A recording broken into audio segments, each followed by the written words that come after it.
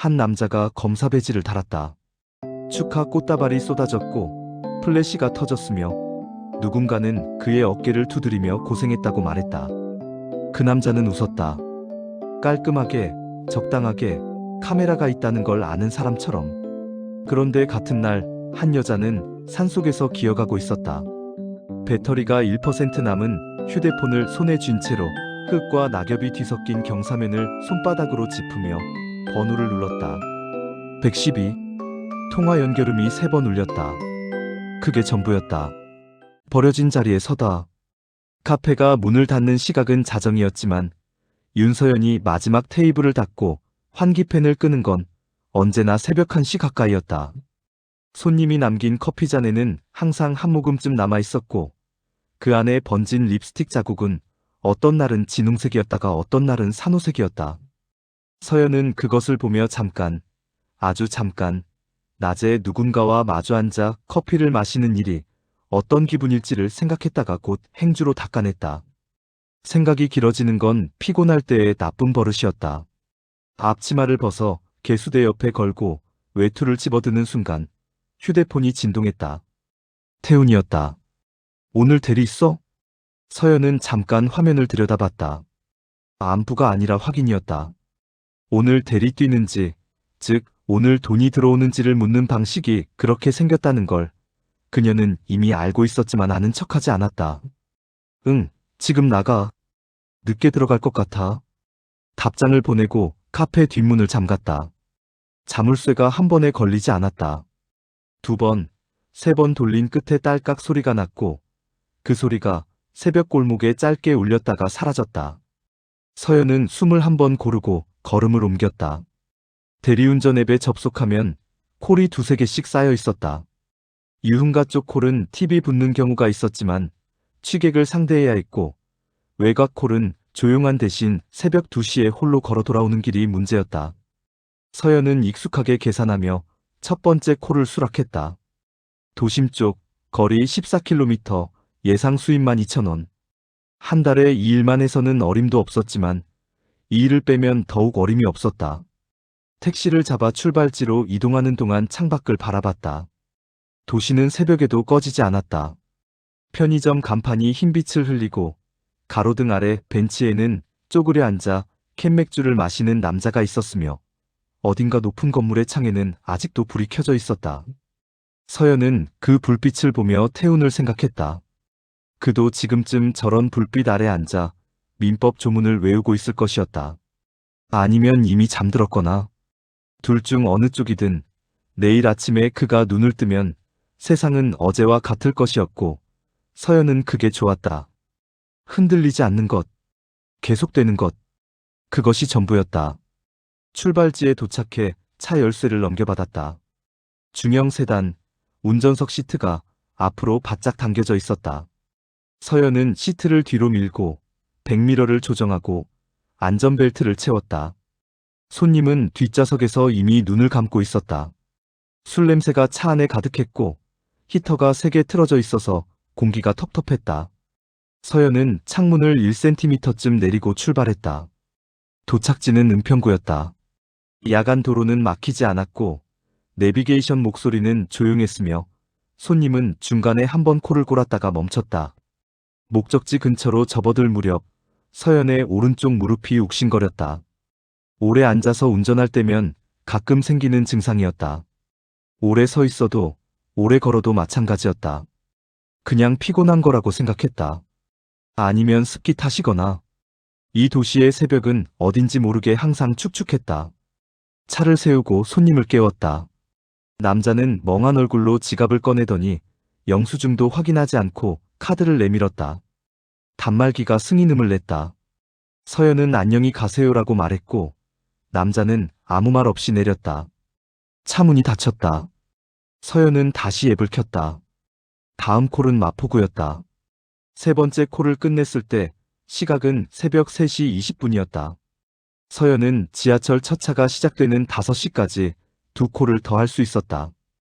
혹은 지금 집에 가서 2시간을 잘 수 있었다. 어느 쪽이 나은지는 계산할 필요도 없었다. 그녀는 앱을 켰다. 넷째 콜을 처리하고 막도보로 귀가하던 중 휴대폰이 다시 울렸다. 이번엔 문자였다. 이번 달 학원 등록 내일 마감이야. 확인 좀. 서연은 걸음을 멈추지 않은 채 화면을 봤다.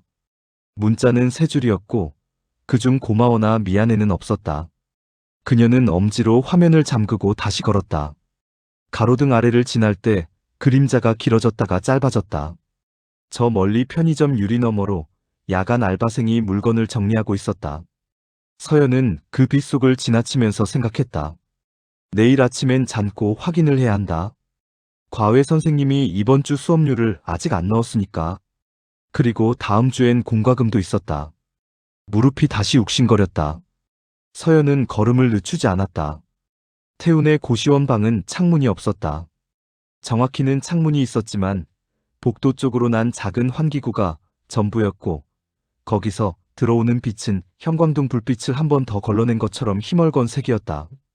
서연이 처음 이 방을 봤을 때 가슴이 내려앉았던 건 좁아서가 아니었다. 햇빛이 들지 않는다는 것 때문이었다.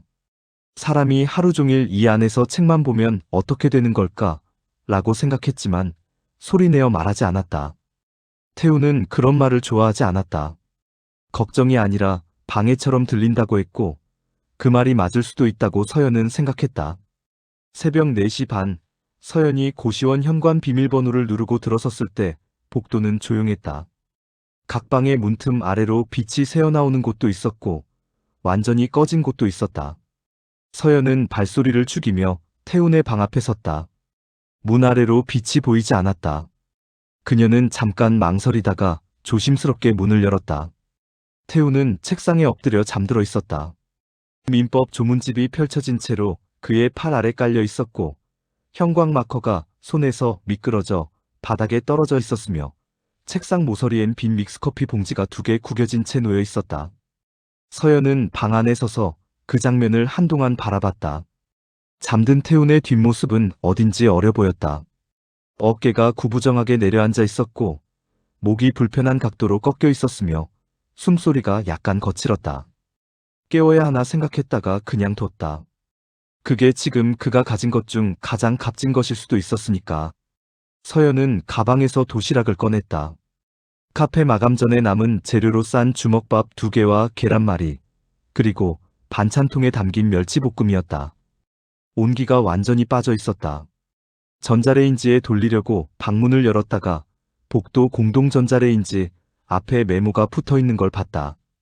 새벽 5시 이전 사용 금지 관리자. 서연은 메모를 한 번 읽고 방으로 돌아왔다. 도시락을 책상 한쪽에 내려놓고 그 옆에 접은 메모를 올려뒀다.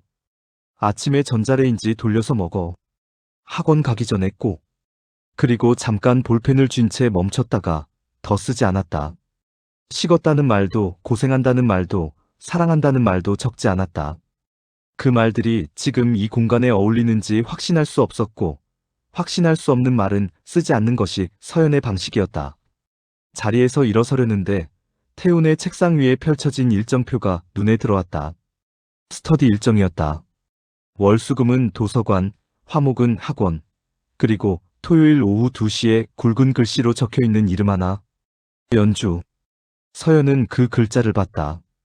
빠르게 봤다가 눈을 걷었다. 스터디 파트너일 것이었다. 법학 쪽 인맥을 넓히는 게 중요하다고 태훈이 여러 번 말했었고 그 말이 틀리지 않다는 것도 알고 있었다. 서연은 고개를 돌리고 방을 나왔다. 복도가 다시 조용했다. 계단을 내려오는 동안 오른쪽 무릎이 한 번 접히는 느낌이 들었다가 곧 돌아왔다. 순간적인 것이었다. 서연은 난간을 잡았다가 놓고 계속 걸었다. 밖에 나오자 새벽 공기가 차가웠다. 도시는 아직 어두웠고 가장 동쪽 하늘 끄트머리에만 빛이 아주 조금 번지고 있었다. 서연은 잠깐 그쪽을 바라봤다. 오늘도 해가 뜨겠구나 라고 생각했다. 당연한 말이었지만 이상하게 그 당연함이 위안이 됐다. 집으로 걷는 길, 편의점 앞을 지나치다가 발걸음을 멈췄다. 유리 너머로 즉석식품 코너가 보였다. 서연은 잠깐 서 있다가 안으로 들어갔다. 따뜻한 캔커피 하나를 집어들고 계산대 앞에 섰다. 1,200원이었다. 서연은 지갑을 꺼내면서 잔고를 머릿속으로 한번 계산했다. 오늘 대리 수입 35,000원. 이번 달 남은 날 열흘. 태운 학원 등록금 미정. 자신의 월세 납부일 사흘 뒤. 커피 뚜껑을 따고 첫 모금을 마셨다. 따뜻했다. 그게 전부였지만 그것만으로 충분하다고 서연은 생각했다. 지금은 편의점을 나서는 순간 휴대폰이 울렸다. 저장된 이름은 어머님이었다. 서연은 반박자 망설이다가 받았다. 여보세요? 서연이야? 나야. 박미정의 목소리는 항상 이런 식이었다. 용건이 먼저인데 안부처럼 시작하는 방식. 태훈이 학원 등록 내일까지라는 거 알지? 이번에 파이널 반 들어가야 하는데 거기가 좀 비싸더라고. 네가 요즘 대리도 하고 카페도 한다 들었는데 좀 보태줄 수 있겠어? 태훈이가 말하기 뭐했나 봐서 내가 직접 전화했어. 서연은 한 손으로 커피캔을 쥔 채 길 한가운데 서 있었다. 얼마 필요하세요? 70만 원인데 한 30만 원이라도 되면 넣어드릴게요. 짧게 말하고 전화를 끊었다. 캔커피가 손안에서 식어가고 있었다. 서연은 다시 걷기 시작했다. 발밑에서 낙엽이 부서지는 소리가 났다. 그 소리가 한동안 따라왔다가 포장도로로 접어들자 사라졌다. 하늘이 조금 더 밝아져 있었다. 감사하다는 말은 없었다. 당연한 일이니까 라는 말도 없었다. 그냥 없었다. 그게 전부였다. 사고는 소리가 먼저였다. 둔탁하고 짧은 충격음, 그리고 찰나의 정적. 서연이 상황을 인식했을 때 차는 이미 멈춰 있었고 앞 범퍼 왼쪽이 가드레일 끝부분에 걸려 있었다. 빗길이었다. 교차로를 막 빠져나오는 순간 맞은편에서 튀어나온 오토바이가 급정거하면서 서연도 함께 핸들을 꺾었고 차는 미끄러지듯 옆으로 쏠렸다. 오토바이는 넘어지지 않았다. 운전자는 잠깐 돌아보다가 그대로 달아났다. 서연의 차 안은 조용했다. 뒷좌석 손님이 먼저 소리를 질렀다. 야, 이거 어떻게 된 거야? 중년 남자였다.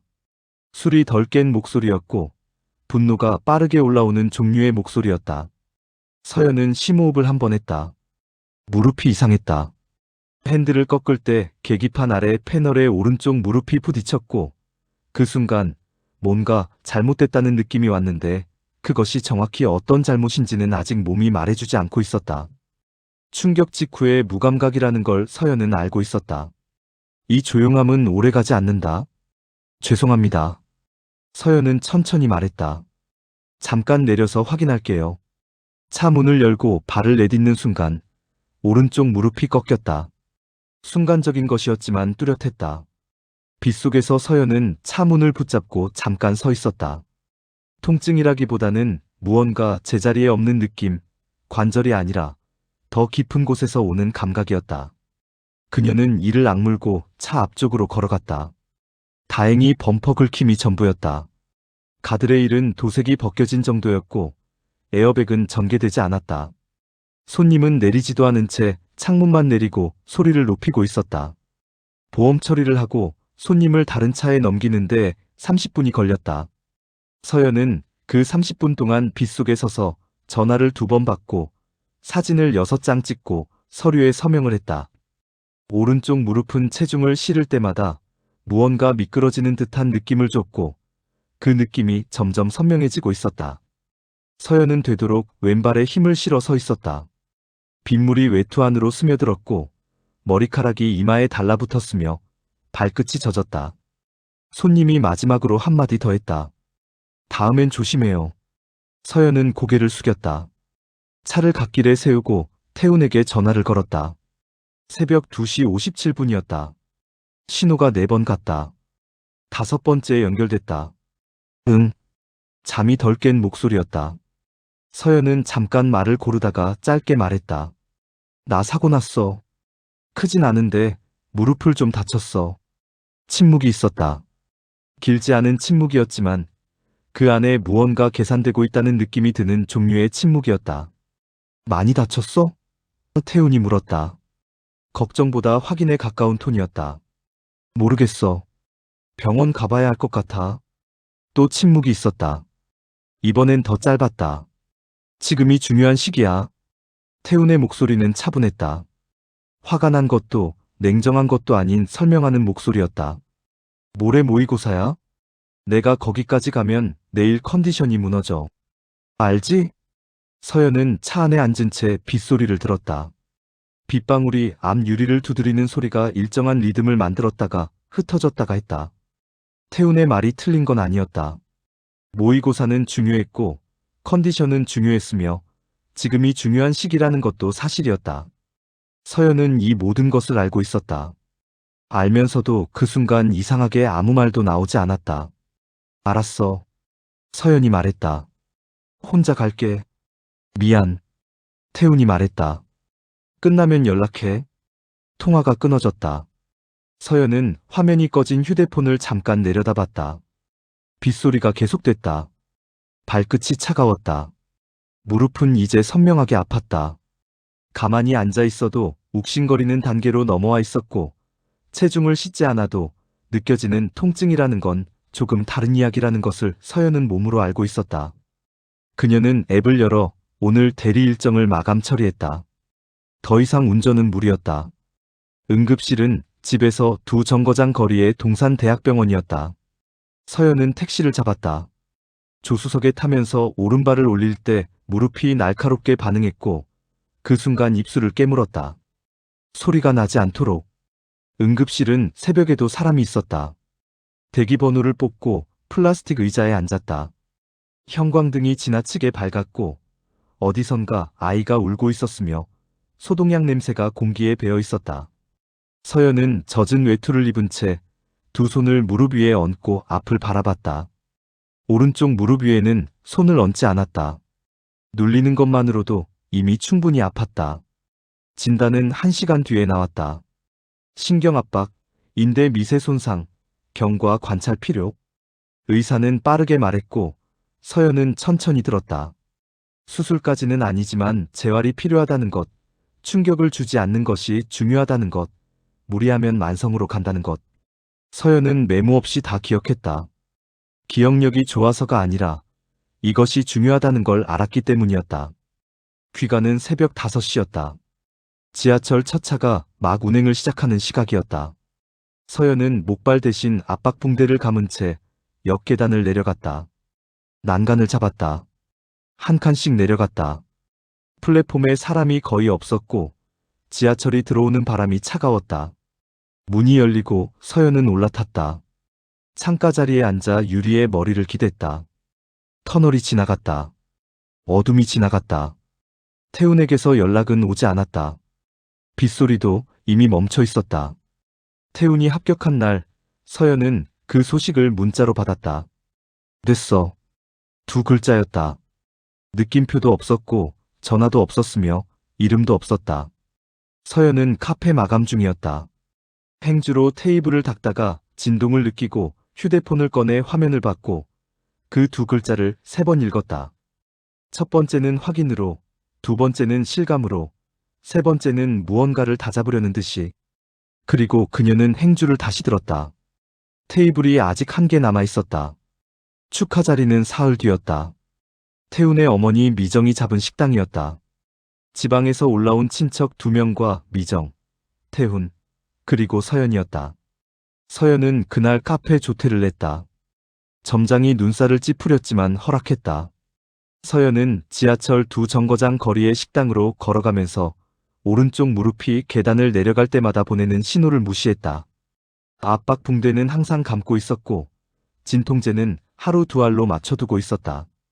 재활치료는 1번 받고 2번째 예약을 아직 잡지 못했다. 돈과 시간이 동시에 필요한 일이었고 지금 그 둘 중 어느 쪽도 여유가 없었다. 식당은 한정식집이었다. 서연이 들어섰을 때 미정이 먼저 보였다. 미정은 서연을 보자 반갑다는 표정보다 먼저 훑어보는 눈빛을 줬다. 머리부터 발끝까지 빠르게 점수를 매기듯이. 서연은 익숙한 시선이라 피하지 않았다. 태우는 좋아 보였다. 얼굴에 혈색이 돌았고 자세가 달라져 있었다. 앉는 방식이 달랐다. 등을 기대지 않고 어깨를 열고 공간을 차지하는 방식으로 앉아 있었다. 서연은 그것을 보면서 이 사람이 원하던 것을 얻었구나 라고 생각했다. 그리고 그것이 기뻐야 하는지 아닌지를 잠깐 판단하지 못했다. 식사는 길지 않았다. 태훈 어머니가 대부분 말했고 친척들이 추임새를 넣었으며 태훈은 웃으며 고개를 끄덕였다. 서연은 밥을 먹었다. 누가 말을 걸면 짧게 대답했다. 미정이 한번 서연 쪽을 보며 말했다. 서연이도 고생 많았어요. 태훈이 뒷바라지하느라. 그 말에 감사가 없다는 걸 서연은 알았다. 수고했으니 이제 끝이라는 뜻이었다. 마침표처럼 찍힌 말이었다.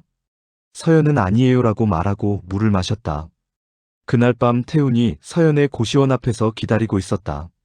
서연이 계단을 올라오는 걸 보더니 내려와서 팔을 잡았다.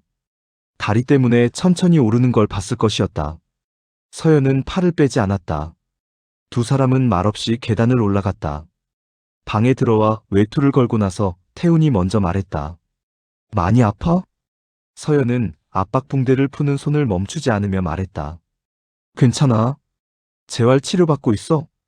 가야 하는데 아직 못 갔어. 태훈이 잠깐 침묵하더니 서연 옆에 앉았다.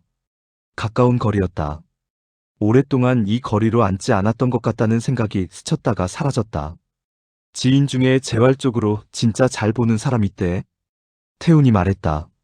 목소리가 부드러웠다. 오랜만에 듣는 온도였다. 수술 안 해도 되는 케이스면 제대로 된 재활로 가는 게 훨씬 낫다고. 한번 가볼까? 서연은 그 말을 들었다. 붕대를 다 풀고 무릎을 내려다봤다. 피부 아래에서 무언가 불규칙하게 부어있는 게 느껴졌다. 오늘은 계단을 15칸 올랐는데 그것만으로도 무릎이 이렇게 됐다. 재활 치료를 받아야 한다는 건 알고 있었다. 제대로 된 곳에서 받아야 한다는 것도 알고 있었다. 그리고 지금 자신에게 그것을 해줄 수 있는 사람이 없다는 것도. 언제? 서연이 물었다. 이번 주 토요일. 내가 같이 갈게. 그게 전부였다. 서연은 고개를 끄덕였다. 토요일 저녁 5시, 태훈의 차는 도심을 벗어나고 있었다. 처음 30분은 익숙한 도로였다.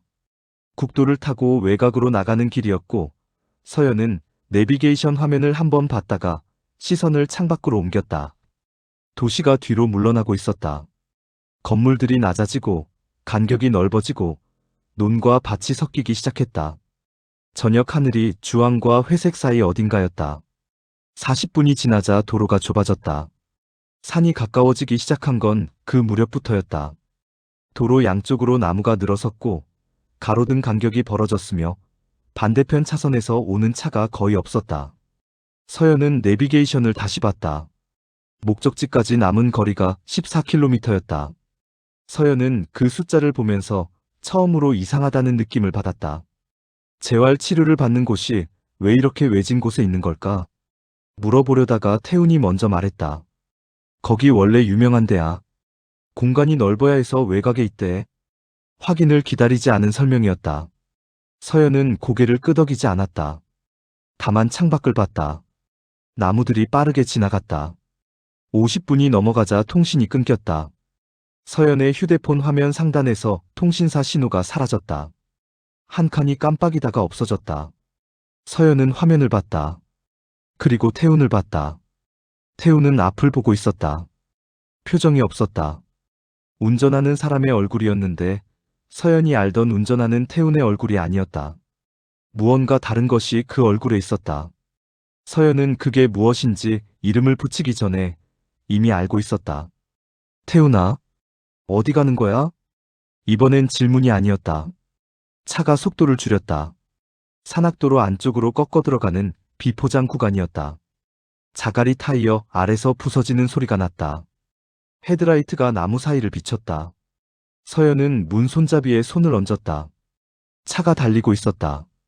도착한 곳은 폐펜션이었다. 한때 간판이 있었을 자리에 녹슨 철골만 남아 있었고 건물 외벽은 습기와 시간이 함께 먹은 색이었으며 출입문은 합판으로 막혀 있었다. 헤드라이트가 꺼지자 어둠이 한꺼번에 밀려들었다.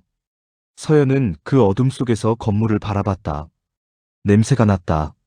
썩은 나무와 흙과 오래된 밀폐 공간에서 나는 냄새.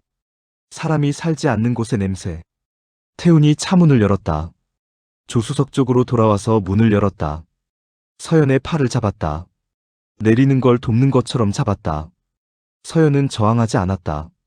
저항하는 것보다 이 상황을 이해하는 게 먼저라고 생각했고 그 판단이 맞는지 틀리는지는 아직 몰랐다. 발이 땅에 닿는 순간 무릎이 반응했다. 비포장 지면이 고르지 않았고 어둠 속에서 발을 어디에 내려야 하는지 보이지 않았다. 태훈이 팔을 놓았다. 서연이 그것을 느낀 건 온도로였다. 잡고 있던 손이 사라지는 온도. 그리고 그 자리에 남는 것. 미안한데. 태훈이 말했다. 목소리가 조용했다. 화가 난 것도 아니었고 떨리는 것도 아니었다. 그냥 사무적이었다. 결정된 일을 전달하는 목소리였다. 난 여기서 멈출 수가 없어. 서연은 그 말을 들었다. 들으면서 한 발 뒤로 물러서다가 발밑에 돌부리에 걸렸다. 무릎이 꺾였다. 손을 짚을 틈이 없었다. 땅이 가까워지는 속도가 빨랐다. 손바닥이 먼저 닿았고 무릎이 그 다음이었다. 흙과 자갈이 손바닥에 박혔다. 무릎에서 무언가 터지는 느낌이 들었다. 소리가 났는지 안 났는지 몰랐다. 서연은 엎드린 채로 고개를 들었다. 태훈이 운전석으로 돌아가고 있었다. 차문이 닫혔다. 엔진 소리가 들렸다. 그리고 후진등이 켜졌다. 흰빛이었다. 어둠 속에서 그 흰빛이 서연의 얼굴을 잠깐 비췄다가 차가 돌아서면서 사라졌다. 헤드라이트가 나무 사이로 멀어졌다. 자갈 소리가 났다. 그 소리가 점점 작아졌다. 그리고 완전히 사라졌다. 사방이 어두웠다. 바람이 나무를 건드렸다. 서연은 손바닥을 땅에 짚은 채로 일어서려고 했다. 무릎이 거부했다. 다시 시도했다. 이번엔 팔 힘만으로 상체를 세웠다. 오른쪽 무릎은 체중을 받지 못했다. 서연은 왼발로만 서서 어둠 속에서 숨을 고르며 지금 자신이 어디에 있는지를 생각했다. 산속, 폐펜션, 통신 없음, 밤, 그리고 다친 다리. 서연은 주머니에서 휴대폰을 꺼냈다. 화면이 켜졌다. 신호가 없었다. 배터리는 1%였다. 그 숫자를 보면서 서연은 한 가지를 먼저 했다. 울지 않았다. 울 시간이 없었고 울음이 지금 이 상황에서 자신에게 해주는 것은 아무것도 없었다. 그녀는 손가락을 움직였다. 통화 연결음이 울렸다. 1번, 2번, 3번. 화면이 꺼졌다. 어둠 속에서 서연은 꺼진 화면을 바라봤다. 손바닥에서 피가 나고 있었다. 무릎이 뜨거웠다. 바람이 다시 불었고 나무들이 소리를 냈다. 멀리서 짐승인지 바람인지 모를 소리가 들렸다가 사라졌다. 서연은 천천히, 아주 천천히 무너지지 않기 위해 이를 악물면서 한 발을 앞으로 내딛었다. 살아야 했다. 그것만이 지금 이 어둠 속에서 태훈에게 줄 수 있는 유일한 대답이었다. 비가 내리기 시작한 건 자정 무렵이었다. 처음엔 나뭇잎을 건드리는 소리로만 들렸다. 서연은 폐펜션 안쪽 구석에 등을 기대고 앉아 그 소리를 들었다. 하판으로 막힌 출입구 틈새로 바람이 들어왔고 그 바람이 빗기운을 달고 있어서 공기가 점점 차가워졌다. 서연은 두 팔로 무릎을 감싸려다가 오른쪽 무릎이 반응하는 것을 느끼고 왼쪽만 당겨 안았다. 몸이 열을 만들어내고 있었다. 그것이 살아있다는 신호라는 걸 알았고 동시에 이 열이 얼마나 오래 지속될 수 있는지를 몰랐다. 어둠은 완전했다. 도시의 어둠과는 달랐다. 도시에는 항상 어딘가에서 빛이 새어나왔다. 편의점 간판이든 가로등이든 아파트 창문이든. 그러나 여기는 달랐다. 눈을 떠도 감아도 같은 어둠이었고 그 안에서 서연이 인식할 수 있는 것은 소리와 온도와 자신의 숨소리뿐이었다. 빗소리가 지붕을 두드리기 시작했다. 처음엔 산발적으로, 그 다음엔 일정하게, 그리고 점점 두껍게. 지붕 어딘가에서 물이 새는 소리가 들렸다. 바닥에 떨어지는 소리가 규칙적으로 반복됐다. 서연은 그 소리를 세었다. 하나, 둘, 셋. 숫자를 세는 건 정신이 흩어지지 않게 하는 방법이었다. 그것을 누가 가르쳐 준 건 아니었지만 몸이 먼저 알고 있었다. 오른손 손바닥이 쓰라렸다. 넘어질 때 자갈에 긁힌 부분이었다. 서연은 손을 들어 어둠 속에서 손바닥을 봤다. 아무것도 보이지 않았다. 다만 느껴졌다. 표면이 거칠어진 느낌, 건조해지면서 당기는 느낌, 그리고 아직 완전히 굳지 않은 무언가의 느낌. 그녀는 손을 외투 안쪽에 눌렀다. 가면보다 체온 유지가 먼저였다. 지금 당장은 새벽 2시쯤 됐을 거라고 서연은 짐작했다. 시계가 없었고 휴대폰은 꺼져 있었다. 태운의 차가 사라진 뒤 얼마나 시간이 흘렀는지 정확히 알 수 없었지만 몸이 느끼는 피로의 종류가 달라져 있었다. 극도의 긴장이 지나간 자리에 오는 무기력함, 그러나 잠들면 안 된다는 것을 아는 각성 상태. 이 두 가지가 동시에 몸 안에 있었다. 저체온이 오면 먼저 졸음이 온다는 것을 서연은 알고 있었다. 그러니까 졸리면 안 됐다. 졸리면 일어나야 했다. 일어날 수 없으면 소리를 내야 했다. 서연은 숨을 고르고 벽을 짚으며 천천히 몸을 일으켰다. 오른쪽 무릎이 즉각 반응했다. 불로 지지는 듯한 통증이 허벅지까지 올라왔다가 내려갔다. 서연은 이를 악물었다. 소리가 나지 않도록. 고통에 소리를 주면 고통이 커진다고 누군가가 말했던 것 같았다. 어쩌면 서연 자신이 스스로에게 한 말이었는지도 몰랐다. 왼발로만 체중을 지탱하며 벽을 따라 이동했다. 창문 합판 사이로 바람이 들어오는 방향을 피했다. 건물 안쪽 깊숙한 구석이 그나마 바람을 덜 받았다. 움직이는 것이 체온 유지에 도움이 됐다. 서연은 그것을 알았기 때문에 멈추지 않았다. 폐펜션 내부는 넓지 않았다. 복도처럼 생긴 공간과 방 2개, 그리고 한쪽에 무너진 파티션. 서연은 그 공간을 벽을 짚으며 천천히 돌았다. 한 바퀴, 2바퀴. 발밑에서 유리 파편 같은 것이 밟혔다. 조심했다. 3바퀴째에는 숨이 찼다. 몸이 정상 상태가 아니라는 것, 아드레날린이 오래전에 소진됐다는 것, 지금 이 움직임이 의지로 유지되고 있다는 것을 서연은 알았다.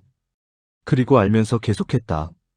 빗소리가 최고조에 달한 건 새벽 4시 무렵이었다. 지붕에서 새는 물이 2줄기가 됐고 바닥에 웅덩이가 생겼다. 서연은 웅덩이를 피해 자리를 옮겼다. 외투가 젖기 시작했다. 어깨부터였다. 서연은 외투깃을 세우고 팔짱을 꼈다. 그 자세로 벽에 등을 기대고 눈을 떴다. 감으면 안 됐다. 감으면 졸렸다. 빗소리 사이로 다른 소리가 들린 건 그때였다. 발소리였다. 빗속에서 느리고 일정하게 움직이는 소리. 서연은 몸이 굳는 것을 느꼈다.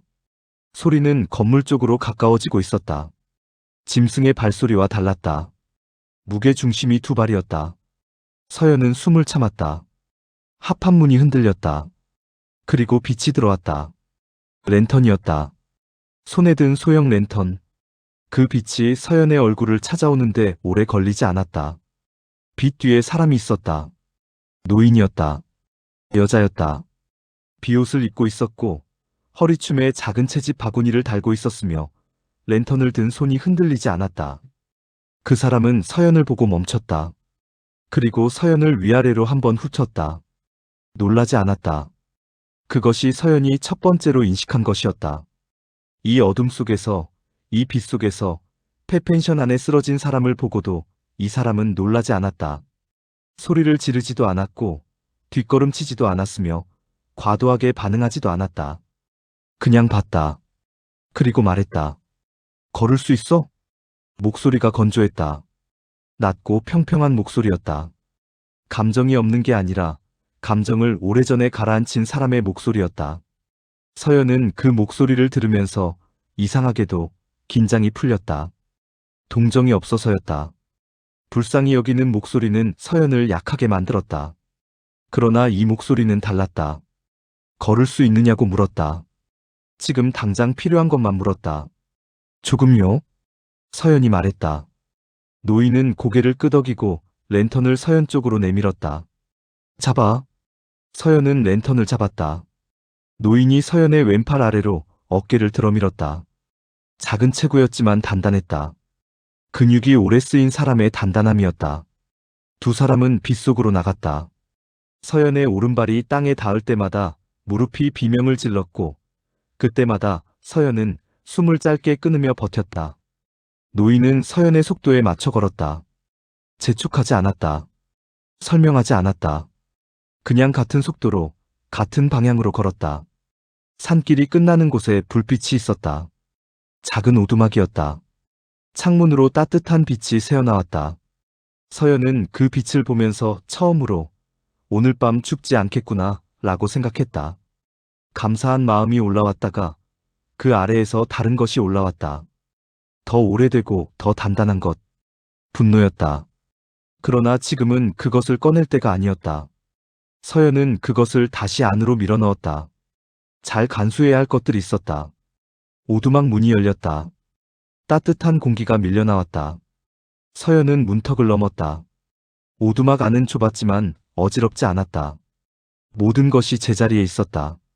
벽 한쪽에는 나무 선반이 천장까지 이어졌고 그 위에 유리병들이 줄지어 있었다. 말린 약초와 뿌리, 색이 다른 액체들, 그리고 라벨이 붙은 소형통들. 반대편 벽에는 접이식 침대와 낮은 탁자, 그리고 탁자 위에 책이 쌓여 있었다. 책등이 보이는 것들 중에는 해부학 도감과 물리치료, 교재, 그리고 판례집처럼 생긴 두꺼운 것도 있었다. 난로 위에는 주전자가 올려져 있었고 그 주전자에서 김이 올라오고 있었다. 누군가 오래전부터 여기 살았고 오래전부터 이 안에서 무언가를 해왔다는 것이 공간 자체에서 느껴졌다. 노인은 서연을 침대 위에 앉혔다. 말없이 움직였다. 선반에서 통 2개를 꺼내고 서랍에서 붕대와 테이프를 꺼냈으며 주전자에서 물을 따라 대야에 담았다. 서연은 그 움직임을 바라봤다. 군더더기가 없었다. 무엇을 할지 이미 알고 있는 사람의 움직임이었다. 노인이 서연 앞에 무릎을 꿇고 앉아 압박붕대를 풀기 시작했을 때 서연은 처음으로 이 사람이 누구인지를 물어볼 타이밍을 생각했다가 그만뒀다. 지금은 그 순서가 아니었다. 붕대가 풀리는 순간 노인의 손이 멈췄다. 짧은 정지였다. 그러나 서연은 그것을 봤다. 무릎 상태를 보고 멈춘 것이었다. 노인은 다시 움직였다. 손가락으로 무릎 주변을 눌렀다. 부드럽게, 그러나 정확한 위치를 찾는 방식으로. 서연은 특정 지점에서 숨을 들이켰다. 노인이 그 지점을 한 번 더 확인하고 손을 뗐다. 언제부터야? 질문이라기보다 확인이었다. 한 달쯤 됐어요. 서연이 말했다. 사고 나고 응급실은 갔는데 재활은 한 번밖에 못 받았어요. 노인이 코로 짧게 숨을 내뱉었다. 한숨인지 반응인지 알 수 없는 소리였다. 그리고 말했다. 신경 눌린 거야. 방치하면 안 되는 종류. 조금만 더 늦었으면 영구 손상 갔어.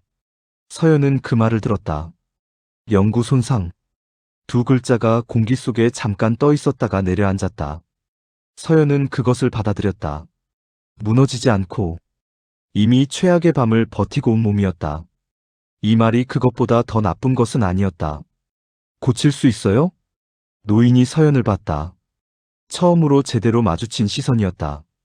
노인의 눈은 깊었다. 오래 무언가를 봐온 눈이었고 그 안에 판단이 없었다. 동정도 없었다. 다만 무언가를 재고 있는 것 같았다. 서연이 어떤 사람인지를 빠르게, 정확하게 하기 나름이야. 그게 전부였다. 서연은 고개를 끄덕였다. 치료는 그날 밤부터 시작됐다. 먼저 무릎에 따뜻한 찜질이 들어갔다. 노인이 준비한 약초를 우린 물에 적신 천이었다. 온기가 천천히 퍼졌다. 그 다음엔 테이핑이었다. 노인의 손가락이 정확한 각도로 테이프를 붙였다. 관절을 고정하는 방식이 교과서에서 본 것처럼 기계적이었고 동시에 오랜 경험에서 나오는 유연함이 있었다. 서연은 그 손의 움직임을 보면서 이 사람이 이 일을 수천 번 했다는 것을 알았다. 벽에 걸린 액자가 눈에 들어온 건 그 무렵이었다. 낡은 액자였다. 유리가 약간 흐려져 있었고 테두리에 먼지가 쌓여 있었다. 안에는 자격증이 들어 있었다. 물리치료사 면허증이었다. 이름은 정혜숙이었고 발급 연도는 서연이 태어나기 전이었다. 그 옆에 또 하나의 액자가 있었는데 이건 비어 있었다. 무언가 걸려 있다가 치워진 자리였다. 목구멍만 남아 있었다. 서연은 그 빈자리를 잠깐 봤다가 시선을 내렸다. 탁자 위에 파일 더미가 있었다. 서류들이었다. 오래된 종이들, 신문 스크랩, 손으로 쓴 메모들. 서연에게서 가장 가까운 쪽에 있는 스크랩이 반쯤 펼쳐져 있었다. 제목이 보였다. 의료사고 피해자 유족, 병원 측 증거인멸 의혹 제기. 날짜는 12년 전이었다. 서연은 그것을 한번 읽었다. 그리고 읽지 않은 척했다. 이 공간에는 묻지 않는 것들이 있었고, 서연은 그 규칙을 이미 느끼고 있었다. 첫 번째 훈련이 시작된 건 사흘 뒤였다. 무릎의 급성 반응이 가라앉은 시점이었다. 해숙이 오두막 앞 공터로 서연을 데리고 나갔다. 지팡이를 건넸다. 서연이 그것을 잡는 방식을 보더니 손 위치를 교정했다. 말없이 손으로 직접 10걸음. 서연이 걸었다. 6걸음째에 무릎이 꺾였다. 해숙이 잡지 않았다. 서연이 혼자 중심을 잡고 다시 섰다. 해숙이 봤다. 그리고 말했다. 다시. 분노가 없었다. 실망도 없었다. 다시 라는 말이 단지 다음 순서를 가리키는 말처럼 들렸다. 서연은 다시 걸었다. 이번엔 8걸음이었다. 해숙이 아무 말도 하지 않았다. 그게 칭찬이라는 걸 서연은 알았다. 오후엔 밧줄 운동이 시작됐다. 오두막 옆 나무에 묶인 밧줄을 잡고 버티는 것이었다. 상체 근력과 균형 감각을 동시에 쓰는 운동이었다. 처음엔 30초도 버티지 못했다. 손바닥이 쓸렸고 어깨가 떨렸으며 다리가 말을 듣지 않았다. 해숙은 옆에서 자세를 교정했다. 발 위치, 무게 중심, 호흡의 타이밍. 세세하게, 반복적으로. 저녁엔 호흡이었다. 난로 앞에 앉아 해숙이 시범을 보였다. 들이쉬고 멈추고 내쉬는 패턴이었다. 단순했지만 서연이 따라하면 중간에 호흡이 흐트러졌다. 몸 어딘가에서 긴장이 풀리지 않고 있었다. 해숙이 그것을 알았다. 말하지 않았지만 알고 있었다. 서연도 그것을 알았다. 이름을 물은 건 나흘째 저녁이었다. 해숙이 먼저 말했다. 정해숙이야. 서연이 말했다. 윤서연이에요. 해숙이 고개를 끄덕이고 주전자를 들었다. 차를 따랐다. 2잔. 서연 앞에 한 잔을 밀었다. 그게 전부였다. 그러나 그것이 이 공간에서 가장 긴 인사였다. 서연은 차를 마셨다. 쓴맛이 났다. 그러나 따뜻했다. 그리고 그 따뜻함이 이상하게 오래전부터 기다리던 것처럼 느껴졌다. 시간은 산에서 다르게 흘렀다.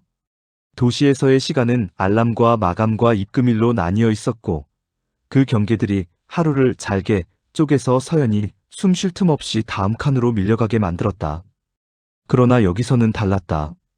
해가 뜨면 일어났고 해가 지면 난로 앞에 앉았으며 그 사이에 있는 모든 것이 몸과 협상하는 시간이었다. 달력이 없었다. 날짜를 세는 것은 처음 2주일 정도였고 그 다음부터는 어제와 오늘의 차이가 숫자가 아니라 무릎이 버티는 시간으로 측정됐다. 어제는 밧줄을 45초 잡았고 오늘은 1분이 넘었다. 그것이 날짜였다. 재활훈련의 두 번째 단계는 지면에서 시작됐다. 해숙이 어느 아침 공터에 나무 기둥 2개를 세웠다.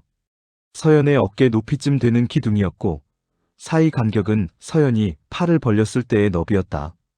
해숙이 말했다. 기둥 사이를 왔다 갔다 해. 지팡이 없이. 서연이 기둥을 봤다. 5m 남짓한 거리였다. 지팡이 없이 걸어본 적이 없었다. 정확히는 걸으려고 시도했다가 2걸음 만에 포기한 적이 있었다. 해숙은 시범을 보이지 않았다. 그냥 팔짱을 끼고 서 있었다. 서연은 첫 번째 기둥을 잡고 손을 뗐다. 한 걸음. 오른발이 땅에 닿는 순간 무릎이 경고를 보냈다. 서연은 그 경고를 들었지만 멈추지 않았다. 2걸음. 3걸음째의 균형이 흔들렸다. 몸이 오른쪽으로 기울었고 서연은 반사적으로 오른발에 힘을 줬다가 무릎이 꺾이며 앞으로 쏟아졌다. 손이 먼저 닿았다. 흙이었다. 서연은 잠깐 그 자세로 있었다. 숨을 골랐다. 해숙이 다가오지 않았다. 서연은 혼자 일어섰다. 다시. 해숙의 목소리는 항상 같은 온도였다. 서연은 처음에 그것이 냉정함이라고 생각했다가 나중에는 그것이 신뢰라는 걸 알았다. 네가 일어날 수 있다는 걸 아니까 달려오지 않는 것이었다. 그 신뢰가 서연을 일으켜 세우는 힘이 됐다. 동정보다 강한 것이 세상에 있다면 그것은 이런 종류의 믿음이었다. 나흘째에 5미터를 완주했다. 해숙이 고개를 한번 끄덕였다. 그리고 말했다. 10미터.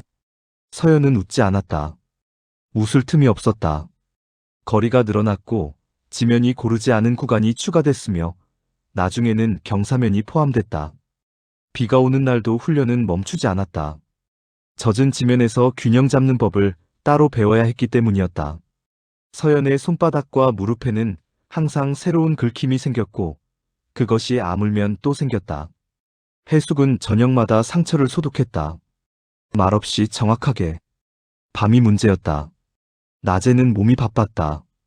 통증에 집중했고 다음 걸음에 집중했으며 숨을 고르는 것에 집중했다. 그러나 밤이 되어 난로 앞에 앉으면 몸이 조용해지면 머릿속에서 다른 것들이 올라왔다. 주로 소리였다. 자갈 위에서 차 타이어가 구르는 소리, 차 문이 닫히는 소리, 그리고 후진등이 켜지는 순간의 정적. 소리가 없었는데 소리가 들리는 것처럼 느껴지는 그 순간. 서연은 그것을 꿈에서 만났다. 거의 매일 밤이었다. 꿈속에서는 항상 일어서지 못했다. 손이 닿지 않는 거리에서 흰빛이 멀어졌고 서연은 그 빛을 향해 소리를 질렀지만 소리가 나오지 않았다. 그러면 눈이 떠졌다. 숨이 찼다. 심장이 빠르게 뛰었다. 해숙은 알고 있었다. 어느 날 밤 서연이 꿈에서 깨어 앉아 있을 때 해숙이 건너편 침대에서 말했다. 자고 있는 줄 알았는데 깨어 있었다. 숨 쉬어. 그것뿐이었다. 서연은 해숙이 가르쳐준 호흡을 했다. 들이쉬고 멈추고 내쉬고. 심장이 천천히 내려앉았다. 서연은 어둠 속에서 천장을 바라봤다. 나무 천장이었다. 틈새로 별이 보이는 밤도 있었다. 자주 와요? 서연이 물었다. 처음엔 매일. 해숙이 말했다. 나중엔 가끔. 언제부터 가끔이 돼요? 해숙이 잠깐 대답하지 않았다가 말했다. 네 몸이 지금 여기 있다는 걸 기억하기 시작하면. 서연은 그 말을 천천히 씹었다. 지금 여기. 흙이 있고 나무가 있고 난로가 있고 자신의 숨소리가 있는 여기. 후진등이 있는 그 밤이 아니라. 서연은 손바닥을 침대 위에 평평하게 펴서 나무 표면의 결을 느꼈다. 거칠고 차갑고 실제하는 것이었다. 그녀는 그것을 느끼면서 눈을 감았다. 이번엔 꿈이 오지 않았다. 라디오 신호가 잡힌 건 그로부터 열흘쯤 뒤였다. 해숙이 가끔 마을에 내려갈 때 가져오는 소형 라디오였다. 산속에서는 신호가 약해서 잡히는 날이 드물었는데 그날은 유독 잘 터졌다. 서연은 훈련을 끝내고 오두막 앞에 앉아 있었다. 해숙이 라디오를 틀었다. 오후 뉴스였다. 서연은 듣고 있지 않았다. 몸이 피곤해서 소리가 배경으로만 들렸다. 그러다 이름이 들렸다. 강태훈 검사. 서연의 몸이 멈췄다. 라디오 앵커의 목소리는 계속됐다. 최연소 임용, 지방검찰청 배치, 향후 행보 주목. 목소리는 그 이름을 3번 말했다. 서연은 3번 다 들었다. 손이 무릎 위에 얹혀 있었고 그 손이 천천히 쥐어졌다. 주먹이 됐다가 다시 펴졌다. 펴진 손이 떨리고 있었다. 해숙이 라디오를 껐다. 서연은 해숙을 보지 않았다. 앞을 봤다. 나무들이 바람에 흔들리고 있었다. 잎이 서로 부딪히는 소리가 났다. 서연은 그 소리를 들으면서 오랫동안 아무 말도 하지 않았다. 소리 없이 울었다. 눈물이 나오는 게 느껴졌고 닦지 않았다. 닦으면 인정하는 것 같았고 닦지 않으면 그냥 물이 흐르는 것 같았다. 서연은 후자를 택했다. 나무들이 계속 흔들렸다. 바람이 얼굴을 건드렸다. 눈물이 턱 끝에서 떨어졌다.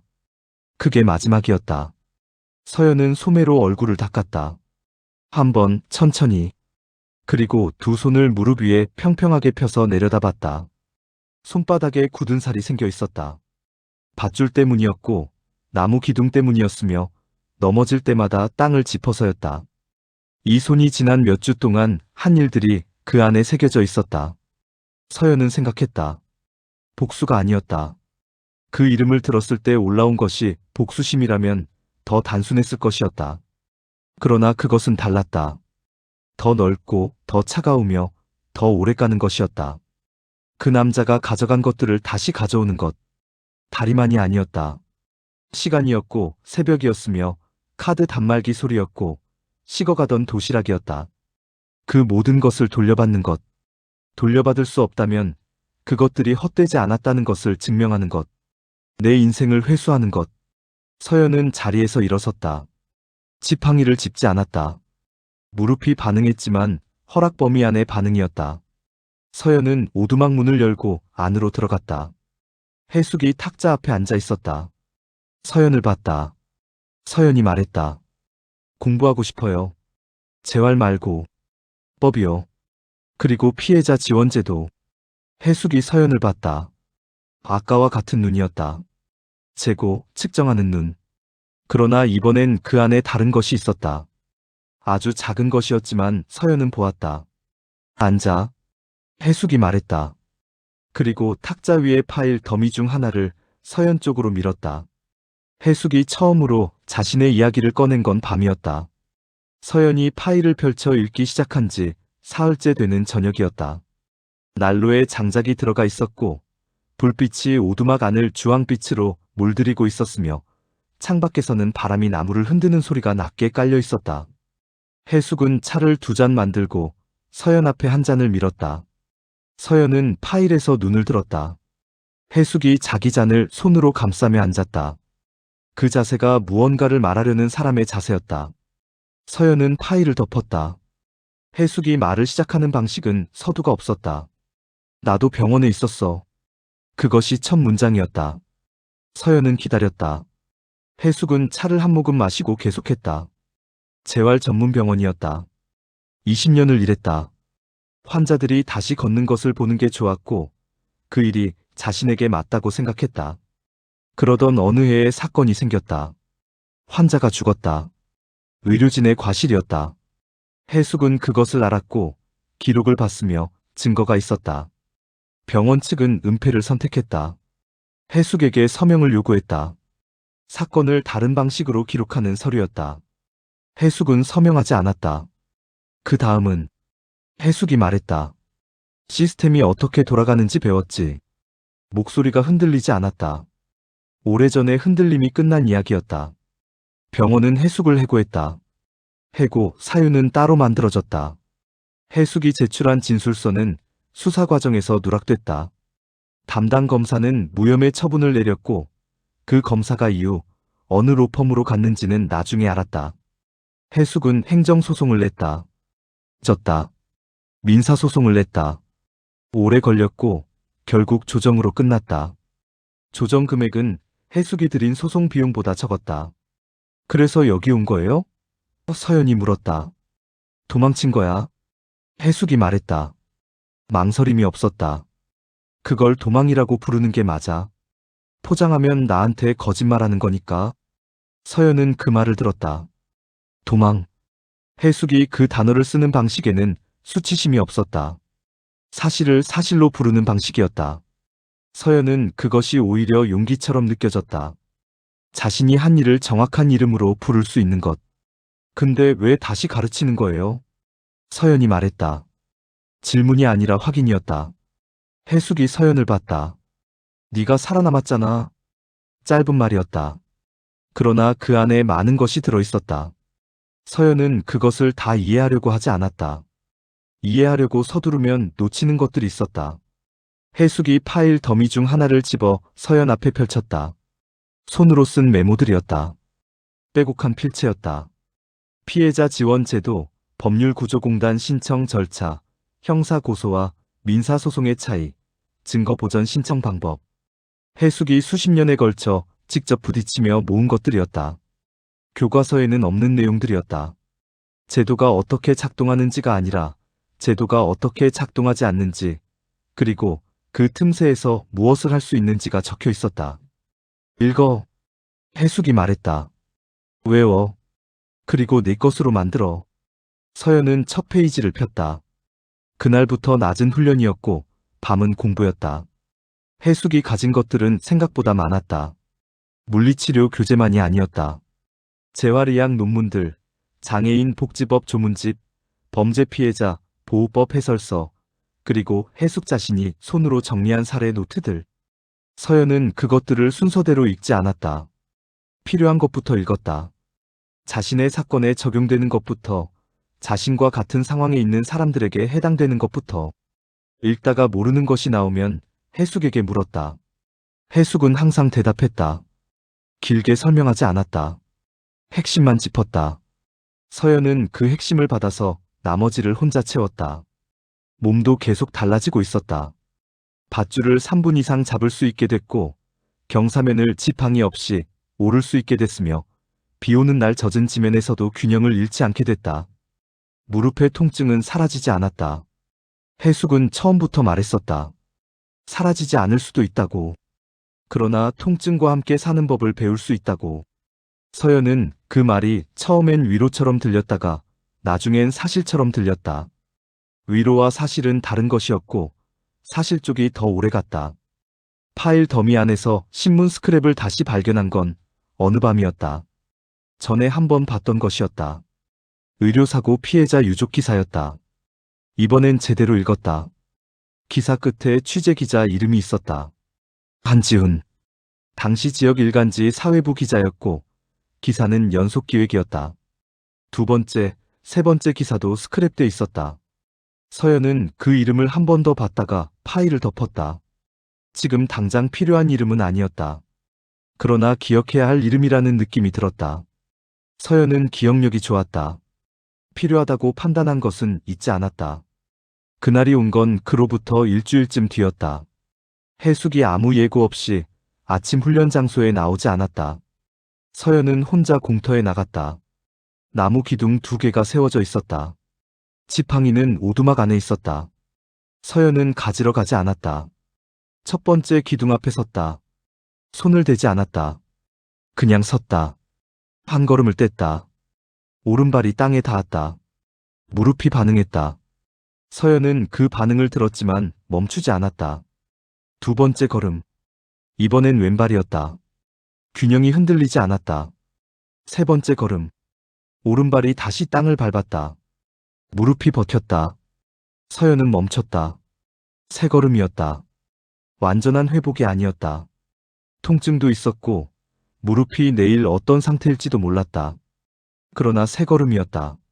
지팡이 없이 기둥을 잡지 않고 자신의 두 발로. 해숙이 오두막 문 앞에 서 있었다. 언제부터 보고 있었는지 몰랐다. 서연은 해숙을 봤다. 해숙이 아무 말도 하지 않았다. 표정도 크게 달라지지 않았다. 그러나 눈빛이 달랐다. 처음 서연을 발견했던 날 밤, 폐펜션 안에서 랜턴으로 서연의 얼굴을 비추던 그 눈과는 달랐다. 그때는 상태를 파악하는 눈이었다면 지금은 무언가를 확인한 눈이었다. 서연이 말했다. 저 내려갈게요. 해숙이 잠깐 서연을 봤다가 고개를 끄덕였다. 알아? 그게 전부였다. 서연은 돌아서지 않았다. 해숙도 붙잡지 않았다. 두 사람 사이의 공기가 잠깐 조용했다. 바람이 지나갔다. 나뭇잎이 흔들렸다. 서연은 그 소리를 들으면서 이 산에서의 마지막 아침이 이런 소리를 내는구나 라고 생각했다. 그날 저녁 해숙이 서연에게 작은 노트를 건넸다. 직접 쓴 것이었다. 빽빽한 필체로 채워진 노트였다. 앞부분은 재활 관련 내용이었고 뒷부분은 법률 절차와 피해자 지원 기관 목록이었으며 맨 마지막 페이지에는 전화번호가 하나 적혀 있었다. 이름은 없었다. 서연은 그 번호를 봤다. 누구예요? 믿을 수 있는 사람. 해숙이 말했다. 필요할 때 써. 서연은 노트를 받았다. 가방 안쪽 주머니에 넣었다. 깊숙이 꺼내기 쉬운 자리에. 해숙이 차를 한 잔 더 만들었다. 서연도 받아서 마셨다. 두 사람은 한동안 말없이 앉아 있었다. 난로가 타는 소리가 났다. 창밖에서 바람이 불었다. 차가 식어갔다. 서연은 식어가는 차를 마저 마셨다. 따뜻할 때보다 식었을 때가 더 쓴맛이 났다. 그러나 마실 수 있었다. 쓴 것을 마실 수 있게 됐다는 것, 그것도 달라진 것 중 하나였다. 다음 날 아침, 서연은 산을 내려갔다.